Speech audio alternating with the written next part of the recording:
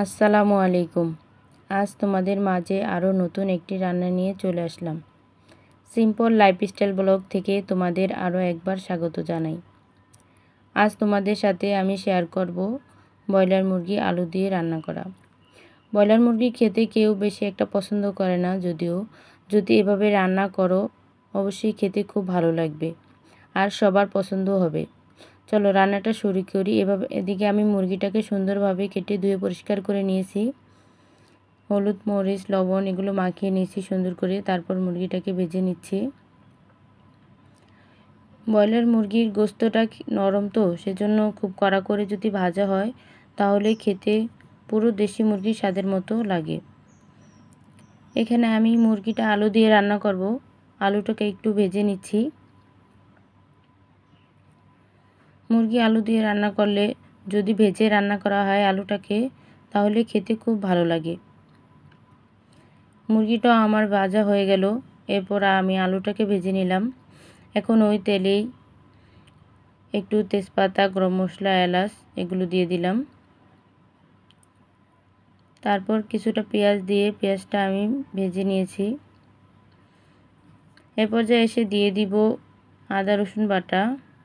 এখানে আদা, রসুন, জিরা তিনটা একসাথে পেস্ট করে রেখেছি। এখন একটু পানি দিয়ে তারপর আদা রসুনটাকে সুন্দরভাবে একটু সিদ্ধ করে নিব। এটার কাঁচা গন্ধটা না যাওয়া পর্যন্ত আমি ভেজে নিব। এখানে তরকারিতে বাটা মশলার স্বাদ পেতে চাইলে এই মশলাটি বানিয়ে যদি রান্না করো তাহলে খেতে খুব অসাধারণ হয় তরকারি। এখানে আমি হলুদ, মরিচ দিয়ে তারপর একটু পানি দিয়ে সুন্দরভাবে একটু গুলিয়ে রেখেছি। এটা তরকারিতে ব্যবহার করলে বাটা মশলার স্বাদ আসে। তারপর লবণ দিয়ে একটু আদা রসুনটাকে আরেকটু কষিয়ে এদিকে সেই মশলাটা দিয়ে দিলাম।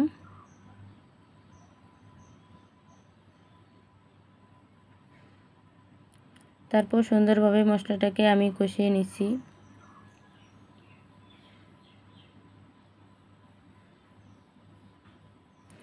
কষানো হয়ে গেলে আমার ভেজে রাখা সেই মুরগিগুলোকে দিয়ে দিব।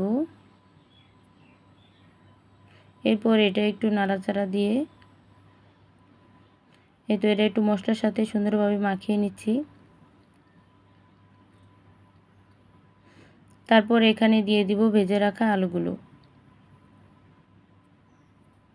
তোমরাও এভাবে একবার রান্না করে খেয়ে দেখো, অনেক মজা হয়।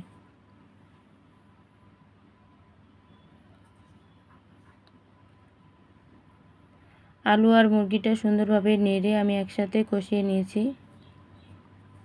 এখন আমি ঝোলের পানিটা দিয়ে দিব। তোমরা যে কোনো তরকারি কষানোর পরে যদি গরম পানিটা ব্যবহার করো তাহলে ওই তরকারির স্বাদটা খুব ভালো থাকে। তাই সবসময় চেষ্টা করবে তরকারিতে পরবর্তীতে যেই পানিটা দিবে সেটা অবশ্যই গরম পানি দেওয়ার জন্য।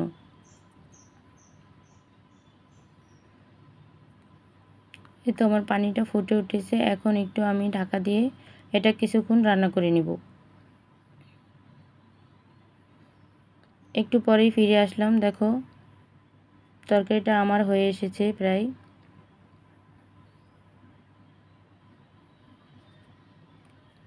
এই তো আমার রান্না করা শেষ। দেখো কত সুন্দর তরকারি। এভাবে মুরগি রান্না করলে বাসায় সবাই চেটেপুটে ভাত খাবে।